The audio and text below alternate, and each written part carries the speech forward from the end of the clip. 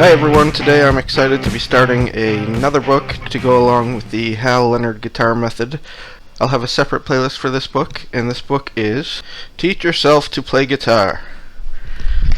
A quick and easy introduction for beginners. So I aim to make this channel a one-stop shop for people who are trying to teach themselves guitar using any of these books. I will soon have another playlist for Mel Bay's Modern Guitar Method. But as I said, in this lesson we'll be starting on Teach Yourself to Play Guitar. So starting off, the first thing this book tells you is the anatomy of your guitar.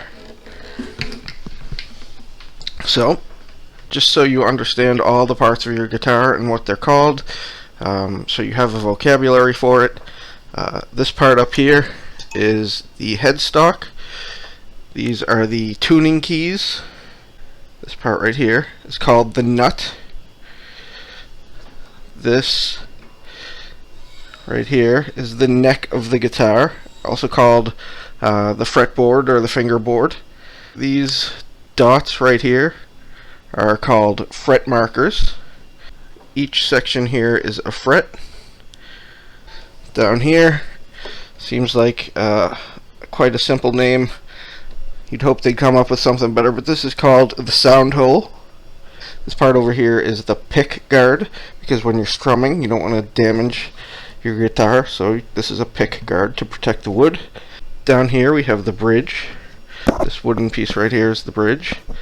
And then the saddle. And then the whole piece right here is called the body of the guitar.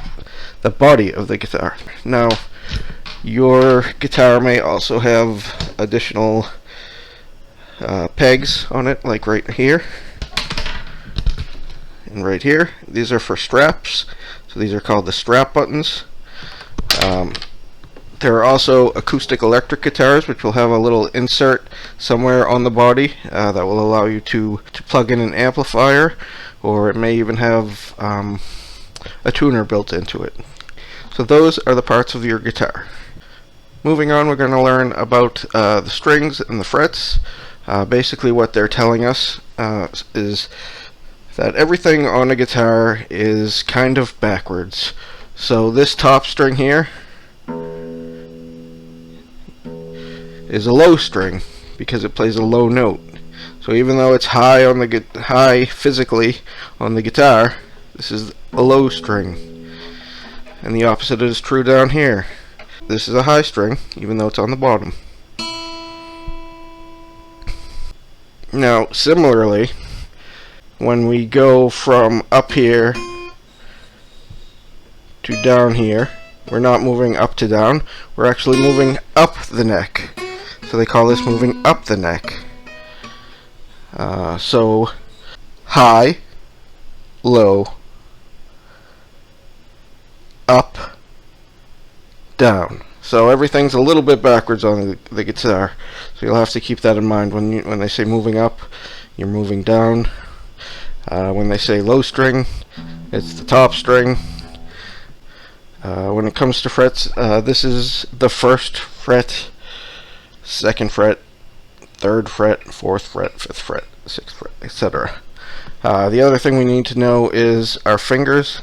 Our index finger is the 1, middle finger is the 2, ring finger is the 3, pinky finger is the 4. So if we are to put our first finger on the first fret, that means we put our index finger on the first fret. If we put our second finger on the second fret, we put our second finger on the second fret. On top of being low and high, we have our first string is on the bottom, our second string is the next one up, and our third string, our fourth string, our fifth string, and our sixth string. And then we have our first fret, second fret, third fret, fourth fret, fifth fret, etc. So let's say we need to put our first finger, that's our index finger, is the first finger, and we need to put that on the second string, first fret. So where would that go?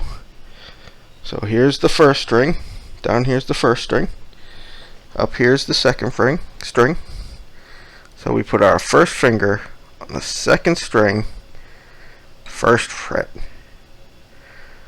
If we need to put our third finger on the fourth string, third fret, we have our third finger is our ring finger, and the fourth string is 1, 2, 3, 4.